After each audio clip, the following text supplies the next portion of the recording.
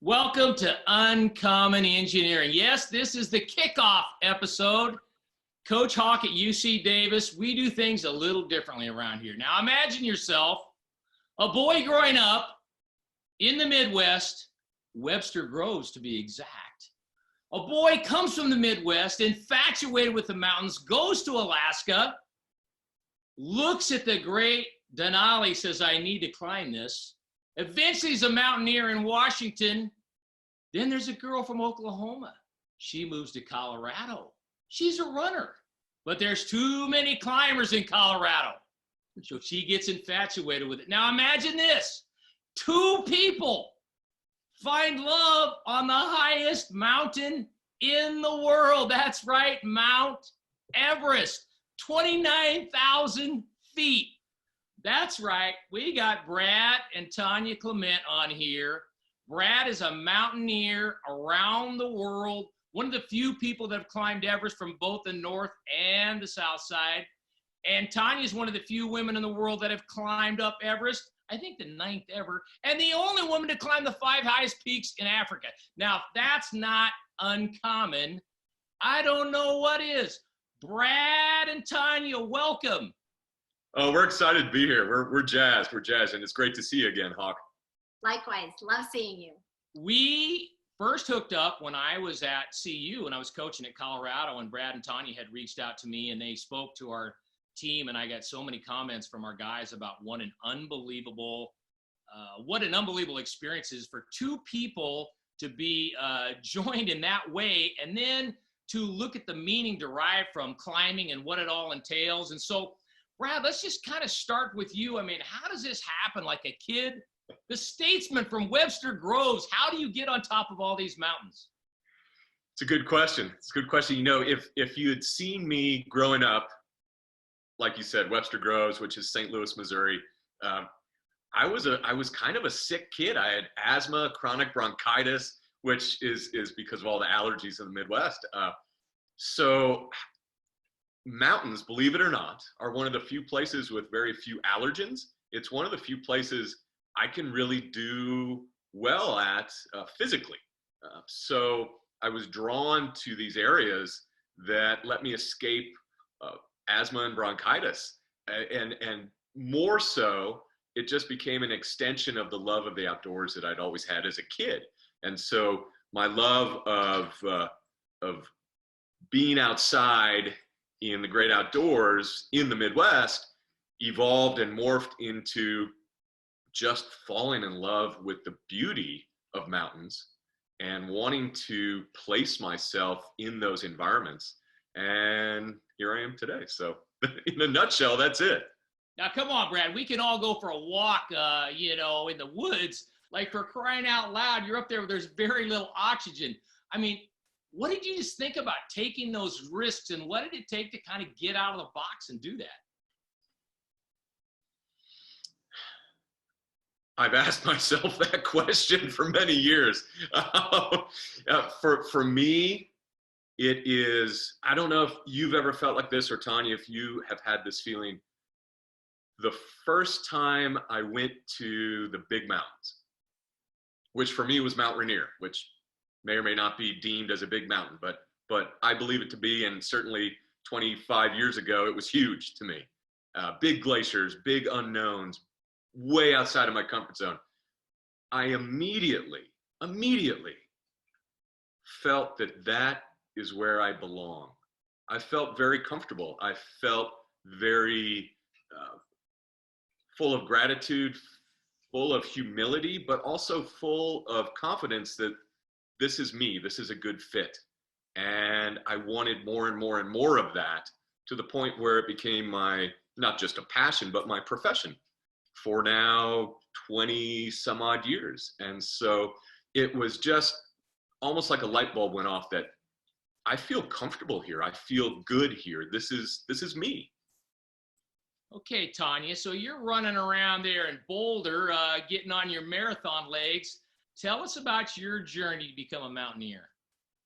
Well, you're right in the point that you made that I was a runner, in Oklahoma, where I was born and raised, is pretty flat. But coming out here to Boulder to college, I was surrounded by all these mountains and climbers, and I have kind of an addictive personality, and I'm attracted to athleticism. And I wanted a little bit of what they had, I guess. But it all kind of starts, there's this desire to want to climb all of the 14,000 foot high mountains in Colorado. And so I took a basic mountaineering skills course, and really my goal was to run up them and just train on them and be in their beauty. But I learned that 4 or 5 of them were kind of technical, and you needed some technical skills to warrant being there. So I signed up in the Colorado Mountain Club, took this basic class. I was at the time 99 pounds, 5'2", and I thought, well, goodness, there's 3 things I could do in life. One of them would be a jockey on a horse, being small, but rock climbing. You know, I thought there's something I could do. So they took us out, put us on the rock. I touched the rock and I said, oh my goodness, I want to spend the rest of my life doing this. And I was addicted. And from that day forward, I joke and say it's been uphill ever since. Okay, so you obviously got picked. I believe you're the only, when you guys met, you were on the this project. It was a Climb for Peace. What was the exact name of it, Brad? It was the Everest Peace Project, and it was bringing people from different faiths and different cultures around the world to the common goal of uniting as a team and attempting to climb the highest mountain in the world. Yeah, so you had a couple Israelis, right, and a Palestinian on there. Those two don't get together very often, let alone in life-threatening situations, unless it's against the other one, I would guess. So, Tonya, I think you were the only female on the trip, correct? I was the token female. Yes, so I was. what led them to choose you? I mean, you must have shown some attributes that they said, hey, this person can do this, both from an intangible and a tangible point. It was a little bit of an emergency situation. To be frank and honest, there was another woman pre-selected on this trip, and she was part of their team, and they had trained together on Kilimanjaro as a group. The Israeli, the Palestinian, her. She was representing the United States. She got pregnant before the trip, and as the trip was getting closer, her doctor advised she didn't go. So there was 2 months to spare. The trip was leaving. It was January. The trip was leaving in late March.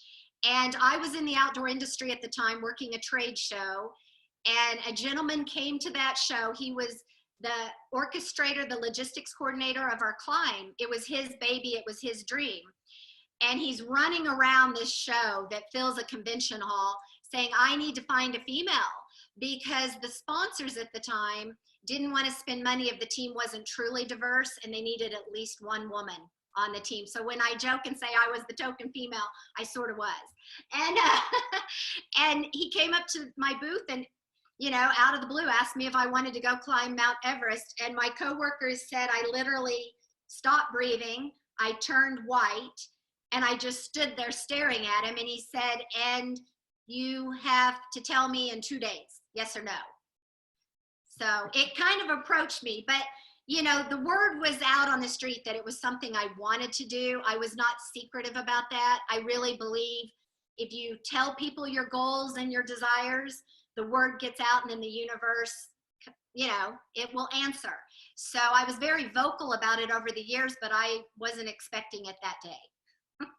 So Brad, you kind of got into the photography part of it as well. You were a mountaineer and you could do photography, and I think that's part of why you.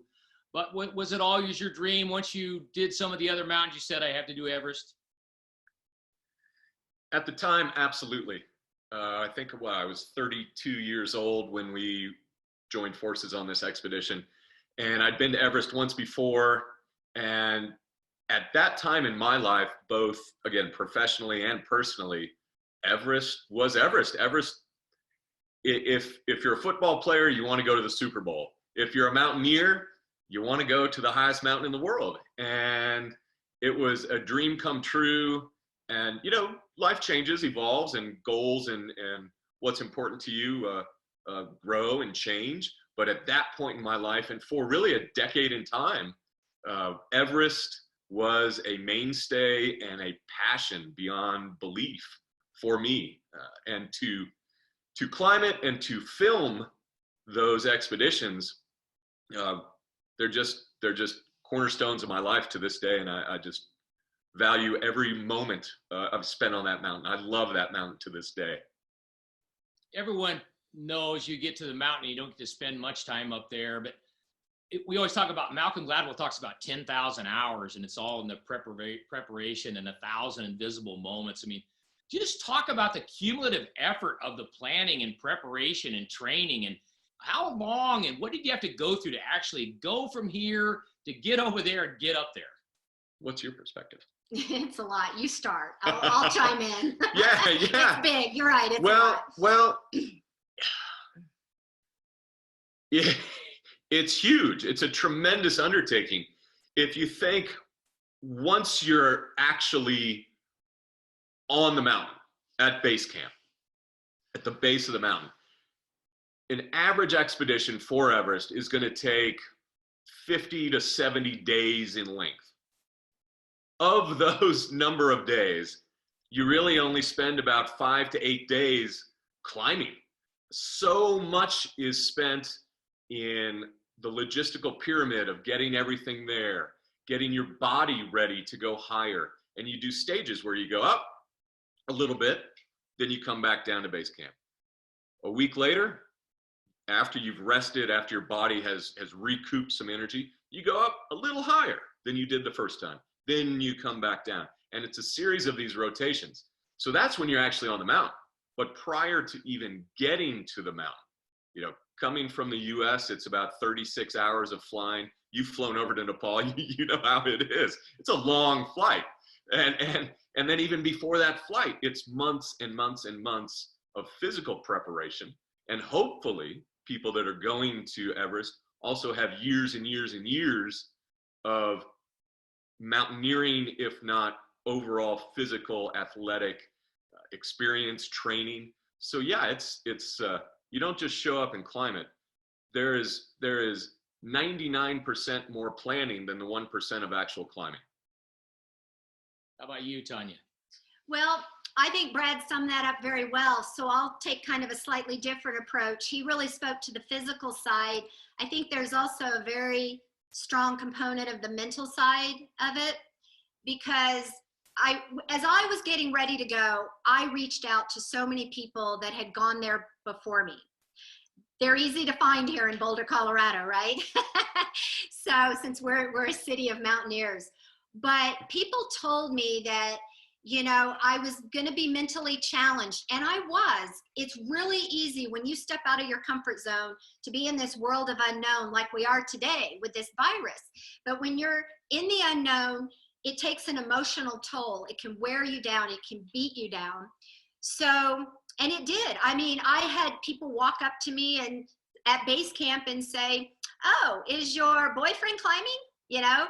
And it would make me, if I let it get to me, it would make me feel like I didn't belong there, right? I would look at the other women on the mountain and say, "Oh, wow, they're stronger, taller, bigger, younger." You know, you can have that self-doubt. So for me, I think it's a mental, you've got to show up with the physical, right? You got to do the homework and put in the miles and do the exercise and do the practice and do the climbing. But when you're there, you got to keep your head on too. Did you get a chip on your shoulder when they said that? Did that provide a little internal motivation? It sure does. Yes, yes. It did. It did. It absolutely does. I'm one of those people, if you tell me I can't do something, I want to prove you wrong. That doesn't work with everybody. I get that. But it happens to work with me. Yeah. So sometimes I always say the apple doesn't fall far from the tree. And I know, Brad, your mom has talked to you a little bit about, hey, do you have to keep doing this? But like, what did they say when you started going down this mountaineering path? What was their words? There were not many words. You know, my parents, I grew up with the best two parents in the world. I love them to death. I still talk to them almost every day, see them quite a bit. And when I first started guiding, I was 27 years old, guiding in the Pacific Northwest, leading these expeditions. When I first began the international path of guiding big mountains all around the world, my mom made me promise that I would never climb Mount Everest. And a few years later, called her and I said, "Hey, I'm gonna break a promise." And immediately she said, you're going to Everest. But they'd also seen the trajectory I was on, and they've always respected my passions and what makes me happy and what makes me just a soulful, fulfilled person. And they've always been really happy, and they've done a wonderful job of maybe biting their tongue and just wishing me the very best. And so I've been very fortunate in that regard. They still worry. They still worry a lot. And I think they're happy that I don't climb as much as I used to and haven't been to Everest in a few years. They're very happy with that. So, I know someone else who has told me, listen to your mom. More That would than be once. me. and as you get older and you've done some things and you're very happy with what you've done, but you decide to move on and expand your horizons, you begin to listen to those words of wisdom from people who care about you. And I'm just so fortunate to have good people looking after me and whispering in my ear when they're worried. Do you feel like they kind of gave you the courage or the inspiration to get out of the box? And Absolutely. Yeah. Absolutely. My parents have always told me I can do anything I want. And they, along with my two sets of grandparents, were the most motivational, positive people in the world. And watching my grandfather worked until he was 90 years old, went to his office every day, worked his tail off.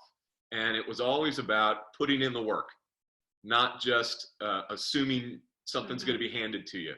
Put in the work, do the homework, and you'll stand a good chance of getting where you want to go.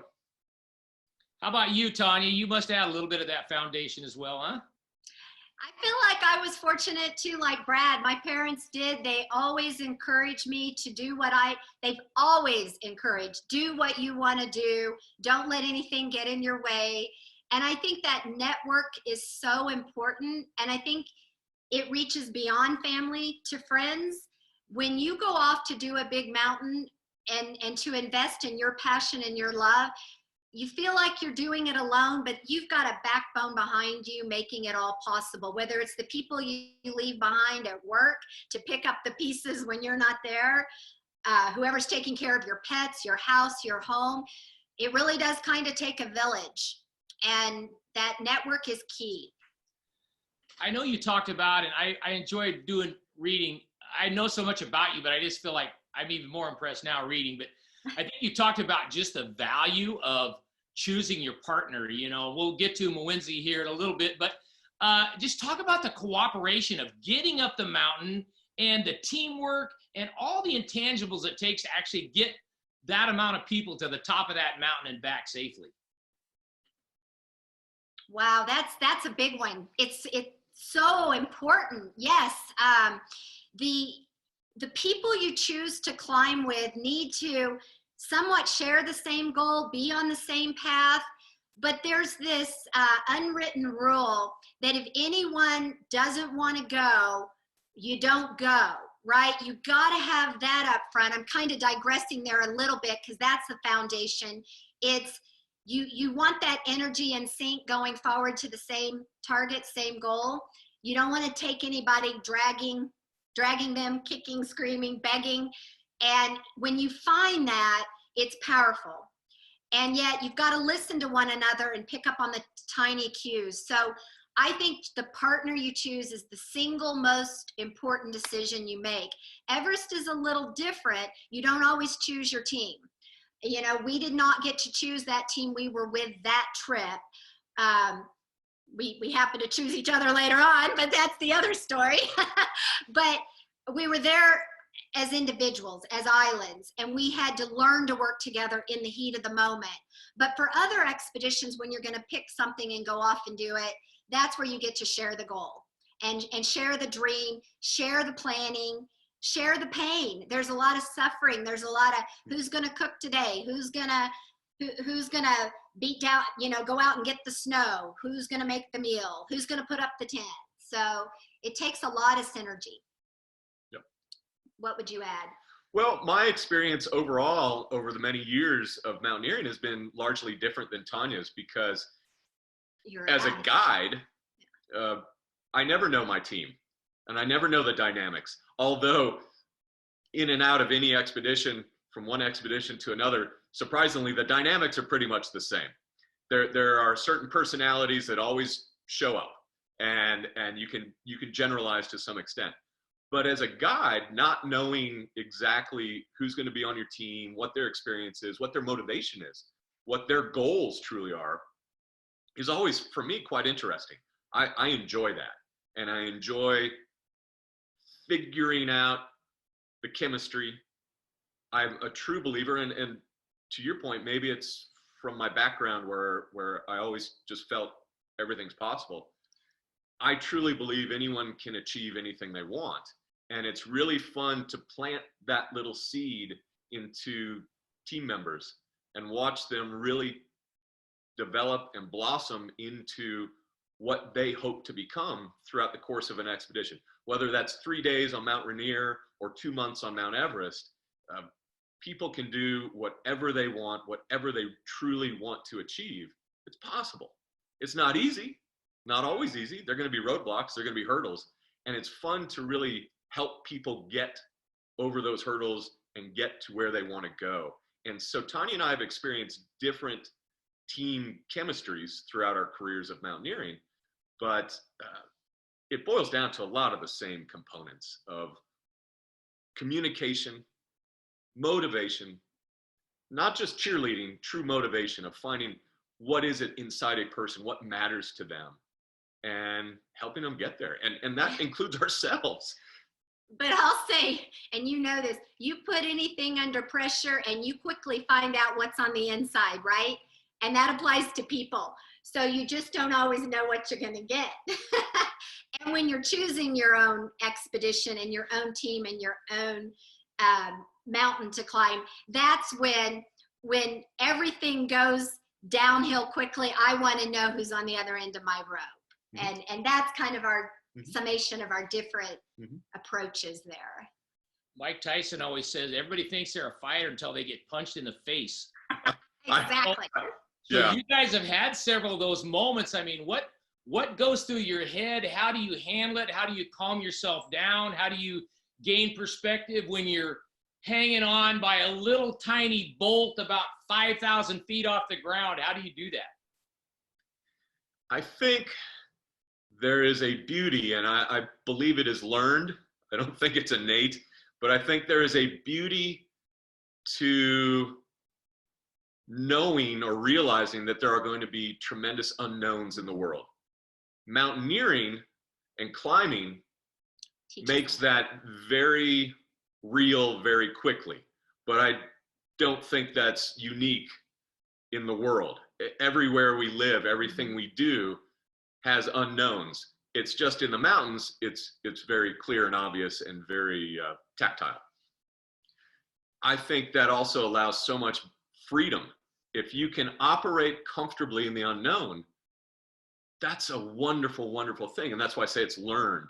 And so to go into circumstances worried and scared to death really doesn't always make a lot of sense. In mountains and when you're climbing, things are never going to go according to plan. Things are rarely going to go right. And you're dealing with Mother Nature, you're dealing with teams and personalities, you're dealing with health and fitness, both emotional and physical.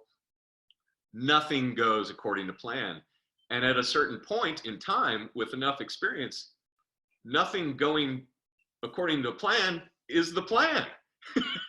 And so as climbers, we're really fortunate to be able to analyze and see things and know that we're not always going to know the answer, but keep moving forward to then find those answers. And that, to me, I love that. That's a driving force in everything, really, at this point. Mm-hmm. One of the best books I ever read, and I hope I get the title right, was it called Deep Survival? Yeah. Deep Survival. I read it. Yeah. Oh, unbelievable. And help me out here, Hawk, but it talked about why people survive, and it used a lot of mountaineering examples and sailing examples. This was years ago when I read it, but It's that ability to stay calm and actually find laughter and humor and not panic. And in examples, in crisis moments where people panic, they die, but where they stay calm and collected and cool and can laugh through it and find amusement in their situation, they survive. And that was just a wonderful lesson. And I need to pull that book out and read it again. Yeah, I think it's amazing. It just talks about people accepting their situation. And it's kind of like now with the virus. I mean, so I should do this and I want to do that. And like you guys, look at you, you're mountaineers and you're trapped in your house, so to speak. I mean, you can't be more, you're more confined than most people who just want to go to the health club and get a workout in or something. But yeah, they told the example in that deep survival book of the people that went down in the ocean, and you know, one person just freaked out, said, I'm going to the grocery store, and just took off swimming into the abyss. But the people that can look at the stars and the moss and look at the sea life and just kind of go, hey, here's where we're at. We always talk about that. Just control what you can control. Mm-hmm. You can't control officials, weathers, crowd, none of that stuff. So yeah, I think that's, but obviously you're, like I said, you guys are what I call the tip of the spear. I mean, you know, when Brad and I were on our Yeti, when we were on the Yeti expedition, still yet to be found.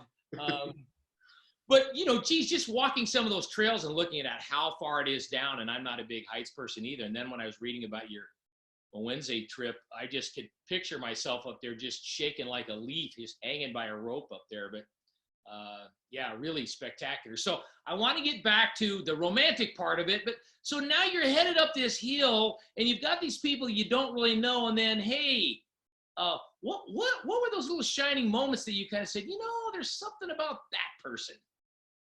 Well, you know, I stood a really good chance of Tonya noticing me for two main reasons. I was the only other person on the team that could speak English, so that played well for me. Competition. And she clearly was suffering from low oxygen amounts. I mean, she was confused. Something happened where she liked me. I mean, clearly the thin altitude affected that decision making. Is that true, Tonya? No, not at all. Obviously, he's got that wrong. But I did not go to the mountain thinking I was going to meet the man of my dreams. That's the last thing that was on my mind. It was the furthest thing from my mind. I was there to climb a mountain, and you know, you're there 45, 55 days without a shower. You're not on your best. You're not looking good. You're not going to the movies or having a glass of wine at a restaurant, chatting across the table. So it's extreme circumstances, and you're just at your absolute worst, meaning I was crying at night out of fear. I knew he could hear that. But what happened there is I got to see somebody under extreme circumstances, right? And I was attracted to the way he was handling things. His calmness, grace under fire. I don't know how to better describe it, but he'd been there before, so I was obviously paying attention to him and his actions and how he was handling things. But I was really lured in by, I had so much respect. I was respecting the way he was handling things. So it was respect first. And I love sharing that because we don't get the opportunity to see that the way we date today in today's world.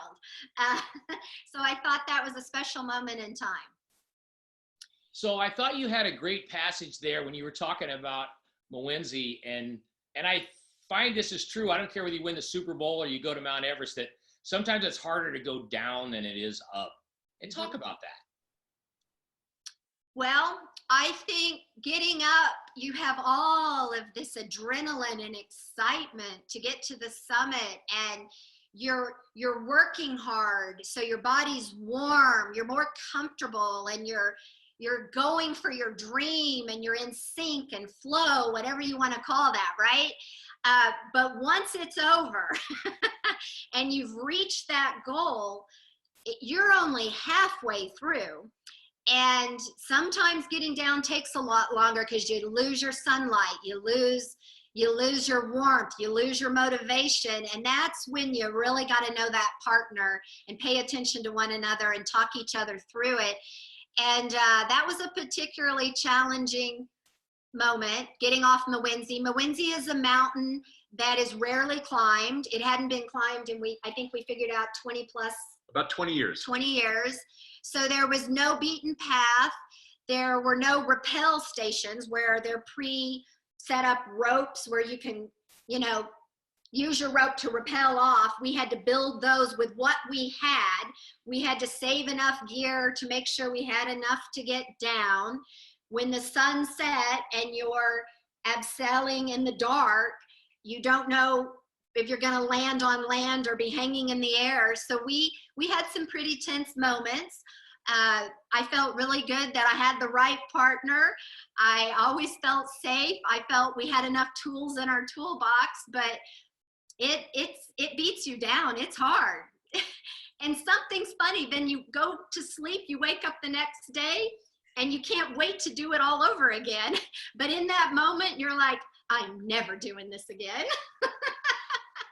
So Brad, you had a crew, you were headed up Mount Kilimanjaro, right? You were down at base camp. So you're kind of, the passage about where you guys actually phoned down in your base camp told you you're not even close to the top was disheartening. But like, Brad, what do you think when you're down watching all this? Yeah, so I had a team that I was taking up to the top of Kilimanjaro, and at one of our camps, it's called Mawinzi Tarn, which is about 14,000 feet above sea level.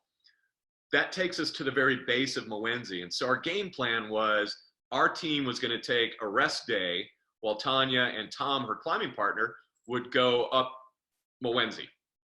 So for me, it was absolute joy to watch them climb when we could catch glimpses. We didn't see them throughout the day, but every once in a while we could catch a glimpse. We'd see a red jacket or a white jacket, and we knew that that's where they were, and we had binoculars out and we were watching them. and where you're going. It was just really, really fun. I knew they were going to be fine. They're both highly qualified. They've been climbing together for 20 years, so it was a great partnership. And we had everything in place just in case, but it was absolute joy to watch them. The moment you mentioned where Tonya radios down, and I'm like, yeah, we can see you. We can see you. She said, I think we're just a couple pitches from the top, and a pitch is a rope length. And because it's a technical rock climb, you measure it in rope lengths because they're climbing, they're tied to a rope, they're placing protection gear.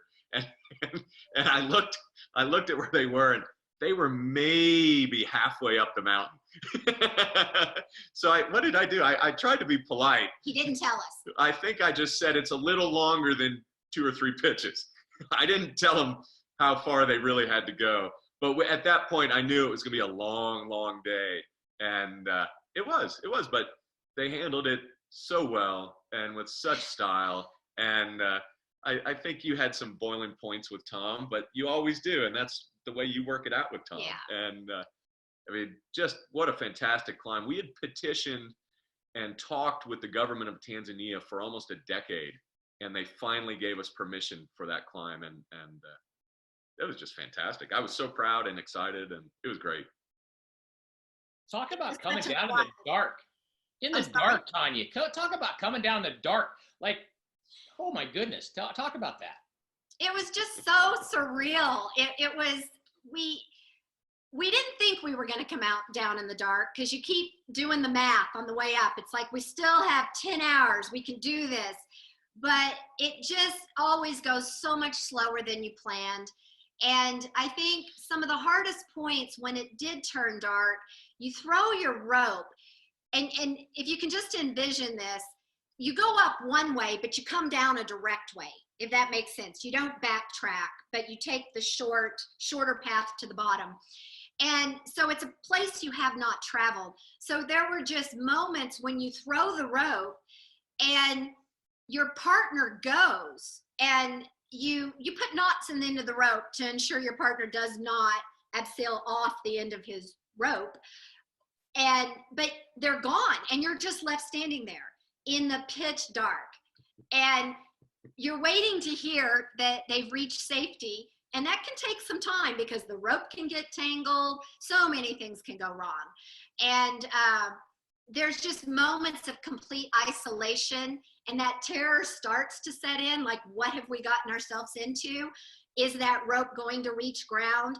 And I think Brad was referencing one moment where, and it's in the story, where Tom is yelling at me at the top. I'm going first. I'm the one upside down. And he's yelling at me what to do. And he's telling me I need to stop now, but I'm hanging suspended in the air. And I can't stop. There's no way to stop. There's nothing I can do. And we're yelling back and forth. And I finally, just at the top of my lungs, curse words, everything come out. It's just like, Tom, shut up. And I hear this, okay. And 20 minutes later, he comes down to me. I get myself down, and we just go on like life is normal. And he understood what I was up against. And that's what you need at that moment in time. Sometimes a little visceral response. My wife always says, Dan, why do you have to use that word? I said, because sometimes I don't use it a lot, but when I do, people usually stand up and go, let's all pay attention. So you climbed the 5 highest peaks in Africa. Talk about that. You're the only person, actually. Well, we think I'm the only person. No one's really advertised about it, but the mountains are pretty remote. And we've just always had this passion for Africa. There's so many wonderful, that Africa just presents so many amazing things, from the gorillas that we've talked to you about to the landscape and the people. And so there's these 5 highest points, and it wasn't something I set out to do, but after I had done the first few of them, it was like, wow, I'd like to do the top 5. And yeah, it kind of just came. I don't think anybody cares except me. No, I think it was really organic. It was cool for you to do. You didn't care who knew about it, or right. Yeah. Because I love that place so much. And you know, Tanzania is very different from Uganda, which is very different from Kenya. And it was really, when you had 4 of them, and the one remaining was Mwenzi that we walked by every time we did Kilimanjaro and camped below it, like Brad said, you look up at that and it's like, gosh, I really want to go up there. I want to see what's up there. It looks doable. It looks exciting. And I think that was the one that like you said, we started petitioning that we wanted to do it. We were told no so many times. And then I started playing well, I've got the 4, give me the 1. And they didn't care. They're like, no, it's not a safe mountain. But finally, when they relinquished and they said yes, it was a big deal for me personally. Why did they say yes? Why did they finally say yes? I think they got sick and tired of me walking in their office 3 times a year every time I was in Tanzania. Actually, they were curious. They wanted to know how safe or how unsafe the mountain had become. 20 years ago, the last time Mwenzi had been climbed prior to Tonya and Tom, there was still a lot of snow and even some small glaciers on that mountain. And those factors help cement loose rock and create a little bit safer environment. All of that snow, except for seasonal snow, all the permanent snow fields are gone now. And it's very loose, crumbling rock. And basically we agreed we'd all sign liability releases and would not hold the government of Tanzania or Kilimanjaro National Park at fault. Then they were interested in seeing the report on conditions. And so it became a fun little partnership there, and they were actually great to work with. But that's it in a nutshell. Okay, so let's shift a little bit of gear. You're up and down the mountains in the Himalaya, and then you decide you're going to get involved with this Panji. Is that right, Panji? Panji. Which is, it's snow leopard, right? And Panji is slang for snow leopard in Nepal. Yeah. So tell us the story, and I'm particularly interested in how you got involved with Somalia. That's correct, right?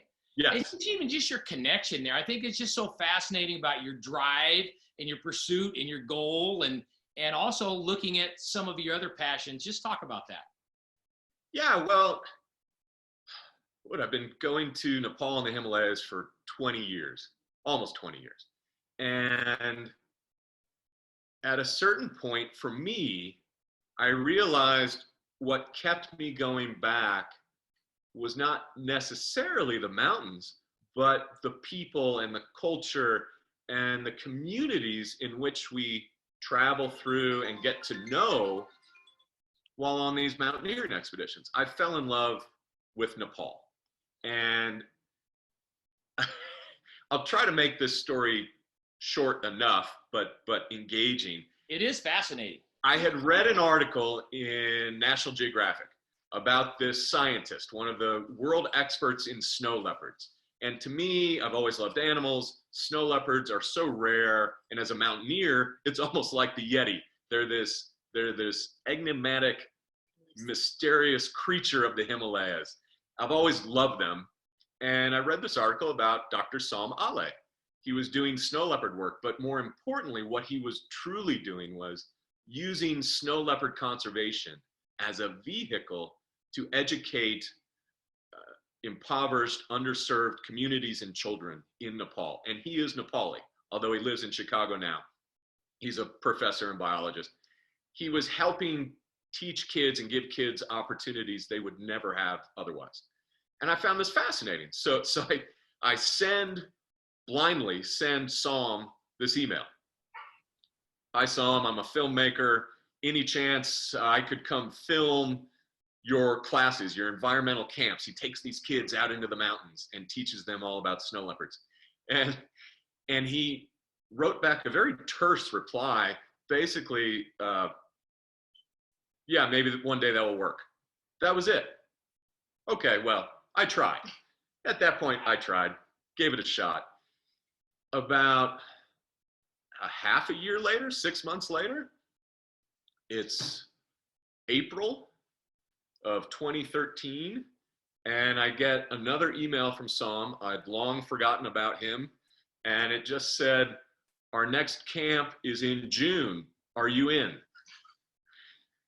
It's the end of April.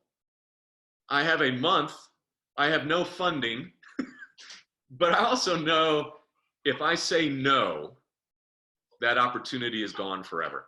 So I just said yes. And we came up with a date to meet. We were going to meet in this little tiny town of Jomsom, Nepal. It is the wild, wild west, and it's very difficult to get to. I had been there a couple times before, so I had that at least going for me. I just started throwing down my credit card. I got tickets. I made reservations. I was on my way. And it's the monsoon of Nepal right now. It's in the monsoon season. It's pouring rain every day. My flights to Jomsom were canceled day in and day out. I finally then decided to hire a private driver to drive me down the newer road. We'll start over. Tonya's doing some dog mitigation. That's probably easier than human mitigation at times. Yeah. When they gotta go, they gotta go. Exactly. So I'm trying to drive down this brand new road to Jomsom. There's never been a road to Jomsom, but the road is washed out because it's the monsoon season. So over a ridiculous few days of chaotic travel, and it was crazy getting there, I finally get to Jomsom. I'm 3 days late. I have had no communication with Sam. Now, wait a minute. You left out the part. You had to walk like 20 miles, right? Yeah, the last day there was no road. So I walked about 18 miles to get there, and I hired a porter to carry some of my camera gear. Yeah, that's kind of the way it's done in Nepal. Yep. He was happy to have the work in the monsoon. No tourists are there during the monsoon. Walked about 20 miles. My porter doesn't show up for another 2 days. So I have only the wet clothes on my back. I'm scared to death what has happened to all my camera gear. And I'm late to meet Sam. So Sam had given me the name of his friend who works for the Nepal Conservation Department. I should go talk with him once I get to Jomsom. He would then tell me where Sam is and hook me up. I get there. I visit this guy, Santos. Santos tells me over 3 cups of tea sorry, the program Very good tea, by the way. It's very good tea. Santos says, oh, sorry, that program has been canceled. So I've just flown halfway around the world, again, with no real funding to do this. And the program has been canceled.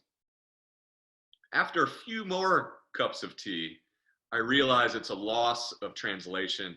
It's just been postponed because Psalm is also delayed. The same conditions that were keeping me from getting to this little town on time, Psalm was also experiencing. So he was running late. So I was relieved. Then my camera gear showed up, my porter showed up, Psalm shows up. And as I like to tell it, Psalm is 5 feet tall. He is a little brown man that I think most people would both quite literally and figuratively look right over. He is just, he just is a Nepali that I don't think most people would give a lot of credit to based on reading a book by its cover. Immediately, Psalm and I had this wonderful connection. To this day, 6-7 years later, I find him to be one of the most brilliant, inspiring, kind humans I've ever met. He is just a gorgeous human and a deep, deep thinker and such a kind person and giving person. And from that moment on, we just hit it off.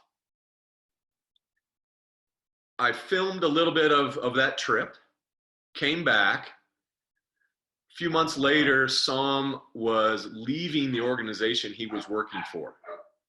So at that time, I just said, hey, Psalm, how about we start a foundation, an organization to continue your work?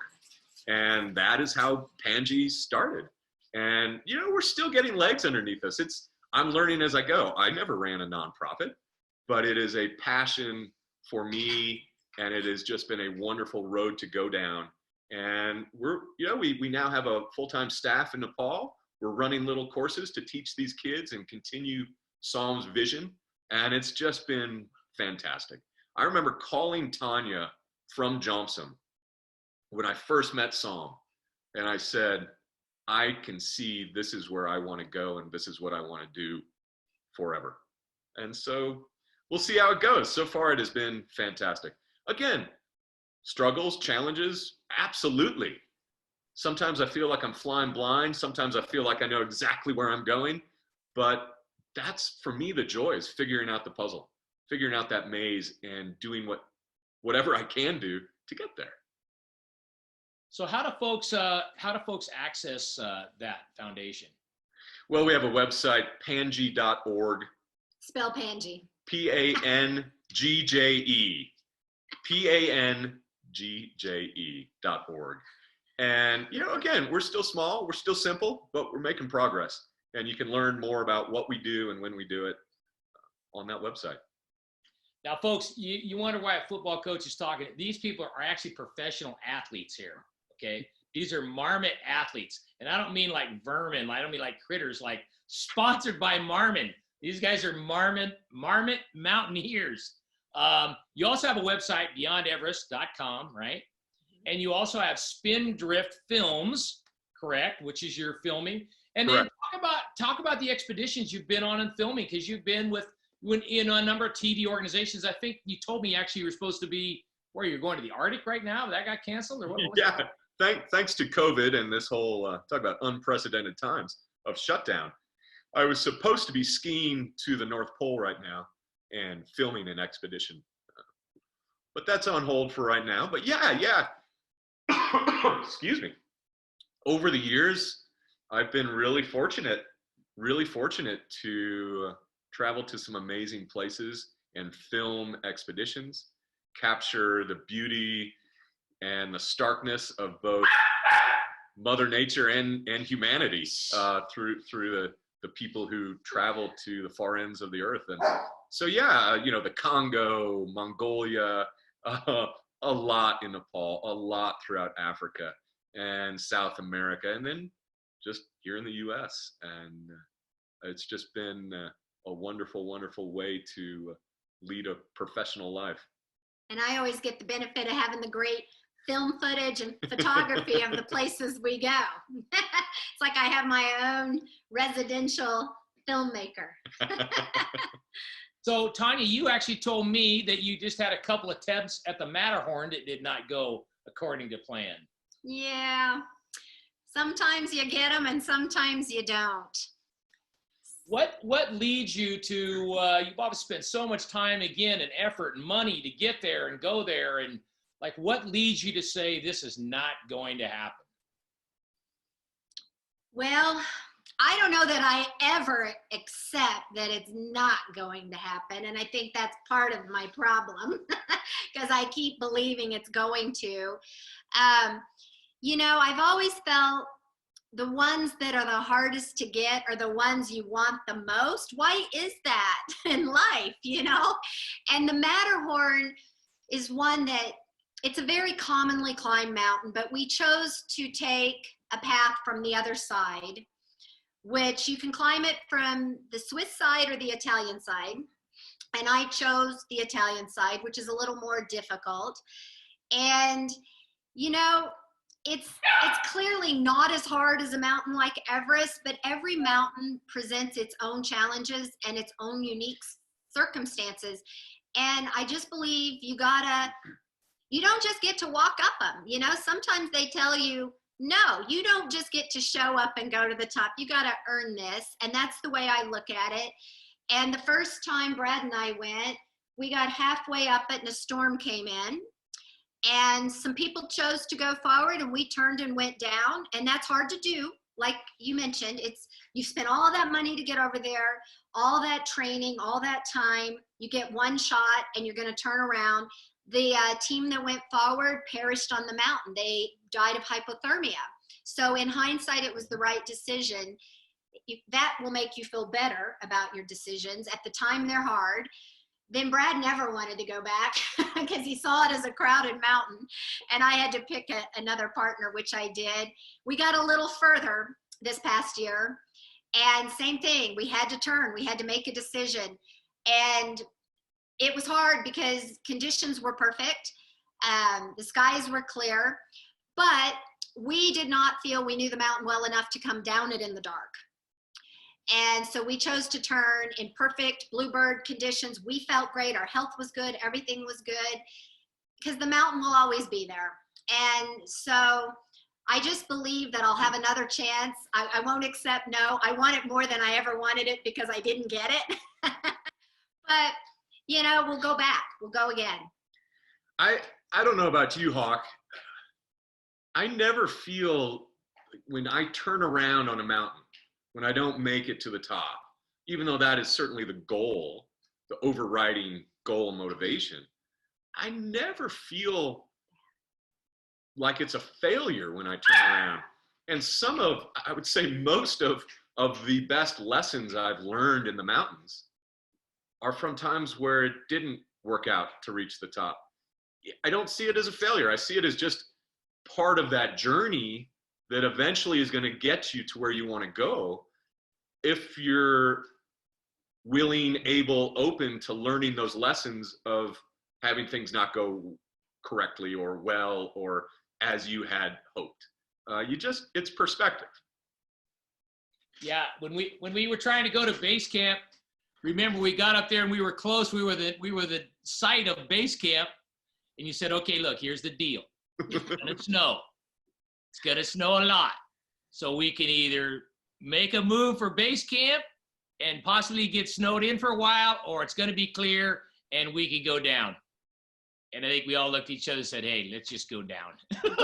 Yeah, and we still had a fantastic time. And you can always go back, you know, and it'll be easier the next time because there's less unknown. Every time you put a few more tools in your toolbox, you get a little closer, you know a little more. And I feel like I know that mountain now. And I think once you know the mountain, it's just a better experience. Yeah. So I know you guys have had Annapurna in the back of your mind. There's one and two, I believe. So is that still loomed? Does that still tug at you? It does. I can tell. It does. You know, I don't think I would ever return to Annapurna 1. We tried that in 2008. We were the only two people on the entire mountain, including no Sherpa support. No, I mean, we were the only two. We did not get very far. It was a very humbling experience, which sometimes is very good. Scariest mountain I've ever been on, and for good reason. It's the deadliest mountain in the world. K2 and Annapurna 1 go back and forth between being the deadliest mountain. At the time, I believe the fatality rate was about 50%. That's a pretty high rate of fatality. And we learned why, and we chose to turn around. And I don't ever need to go back to Annapurna 1. Annapurna 2, if there was a mountain that still just burns at my heart, it's Annapurna 2. Only 16 people have ever stood on top. And the last successful expedition was probably 30 years ago. And it is a gorgeous mountain. It's the 16th highest mountain in the world. And it just pulls me. How about you? Oh, I agree. I agree. We talk about this all the time.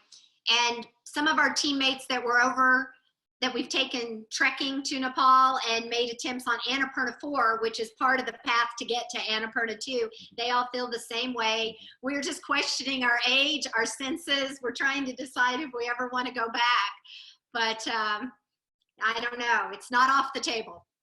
So in the meantime now, Tonya, I see you're all into the Spartan. You're the Tough Mudder here.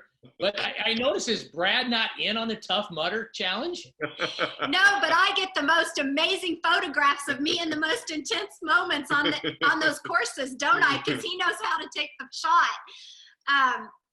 Oh my goodness, those are the craziest things I've ever done, and I love them.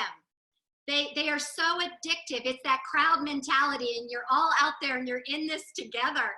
And it just slaps you down. It's like, what do you mean I can't climb over that wall? I'm a climber, but no, I got mud on me. I'm wet.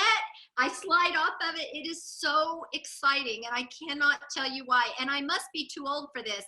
Most of the people are younger, but I find so much excitement and fun. It's the challenge of that. And then you see people do it, and you're like, why can't I not do that? How can I not hold on 5 seconds longer? They say I need those wide receiver gloves, and then I won't slide off, right? Get some stickum. So how many have you done, Tonya? I've only done 3. Yeah. And I'll admit I got a little injured on the last one, so I took a break. It's very easy to get injured because you're just out there, willy-nilly. You're not very methodical in your approach. And I think you push yourself harder than you should on various things, but they're fun. I see why the world is addicted to them. Brad, you're just content to be the videographer there? Absolutely. Maybe I'm weird. I've never liked joining things, and and I'm getting worse. Speaking about the mountains I've been going to lately, I've been trying to pick out mountains where no one really goes, and to me, that's part of the fun. That's part of the jazz behind it all, part of the motivation. And I don't join groups. I don't do that kind of event, but I love that she does. And I'm all team. It's totally fun taking photos and shooting video, and just, we both find enjoyment one way or the other in common activities. So on the horizon, is it going to the North Pole? Is that your next project? Hopefully it's not my next project because it's seasonal. It only happens in April of every year. Hopefully next year. As of right now, we've just postponed. And so we should be going back next April. Hopefully this virus and the pandemic that is evolving will be over sooner than later, and life will pick back up, and we'll all get on with it, and other projects will present themselves before then. How about you, Tonya? What's on the horizon? I think it's got to be the Matterhorn. The partner, my friend JP, who went with me this past year, I get an email every week, when are we going to sit down and talk about this? So I think that'll be my next big one. What time of the year would you do that? What time of year would you do the Matterhorn? Well, we've tried it in July and we've tried it in September. And I think the magic number or month might be August. So we'll probably maybe think about this coming August for that, or early September. Those are your 3 months. Any earlier or any later, there's too much snow and ice on it. So Brad, you talked about the virus, and there's a lot of people out there trying to find inspiration and reasoning during all this time. And as I mentioned, you two are probably much more confined and probably 99.9% of the population. So how are you guys making sense of all this? How do you handle it? Well, I've lost at least half a year's worth of work. So that is not fun, but it's not the end of the world. And for me, I've got to tell you, I've really been enjoying this stay-at-home lockdown. I'm getting so much done. It's just different than what I had thought I would be doing at this time right now. But I'm now spending time on Panji. I'm now doing so much work behind the scenes that I rarely have time for. So for me, it's just a slightly different chapter in a different book that I wasn't expecting to be reading right now, but that's the way it goes. So for me, I'm utilizing the time. I'm enjoying the downtime. We're still working out, we're still exercising, and we have more time to do that as well. So I feel bad for the people that are hit hard by this pandemic and the virus. I'm not personally worried for myself or for Tonya. We'll figure it out as a country, as a world. We'll figure out solutions. But right now, I'm just taking the fork in the road because that's what's been presented. How about you, Tonya? How do you deal with it? Well, I think the thing that's getting me through it, I'm a little opposite of Brad in that I am really starved for the social interaction piece of it. I'm more the extrovert in this marriage. But I think the way we're surviving it is we have a routine. We always got up very early, and where we used to go out the door at 6 a.m. to work out before going to work, we're up early, we're still working out, we're just keeping that routine going, setting a lot of goals. I've said that a few times, I'm a big believer in that. And I'm trying to fill the free time with educational things.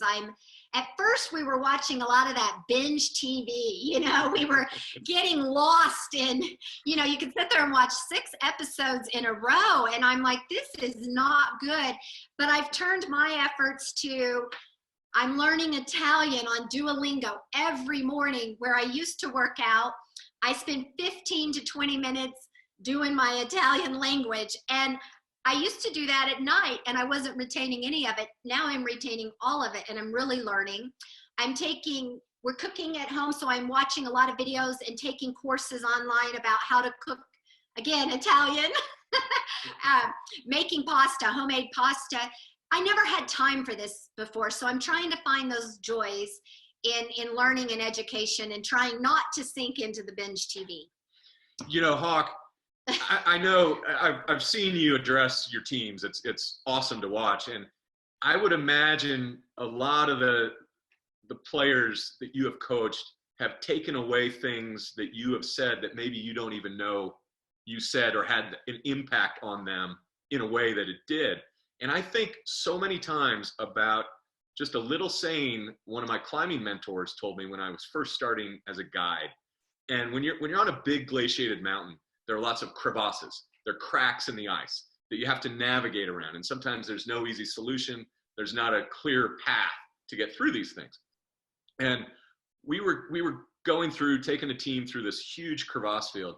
And I remember this guy, Mike, told me, and he was 40. I thought he was ancient at the time. I was in my 20s. And Mike said, when you come to a crevasse and you don't know where to go, just keep going. And he said that the way out will present itself. But as soon as you stop moving, you're going to lose confidence in yourself. Your team's going to lose confidence in you.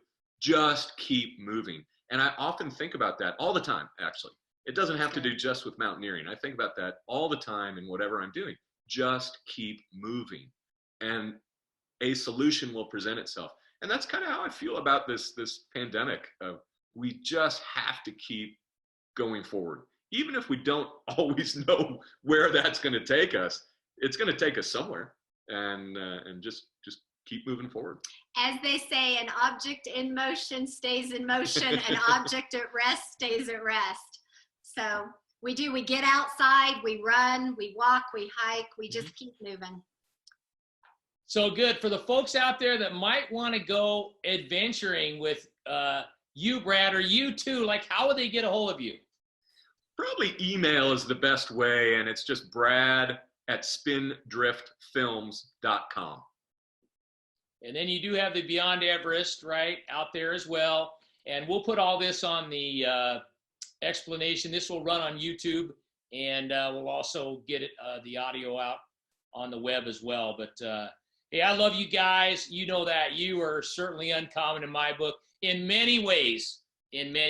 But I just hope the people out there get something from this. And really great to connect with you guys. I miss you. You do owe me the trip to Africa. I need the gorillas. Absolutely. And somewhere along the way, just for the people out there, we didn't tell. Brad took me. We tried to go to base camp at one point. We joked about it. It was the Yeti expedition because we were always joking about trying to find the Yeti. But yeah, magical place. My kids want to go back there at some point. So awesome. We're going to get you up Kilimanjaro. We're going to get you to see the mountain gorillas. I'm going.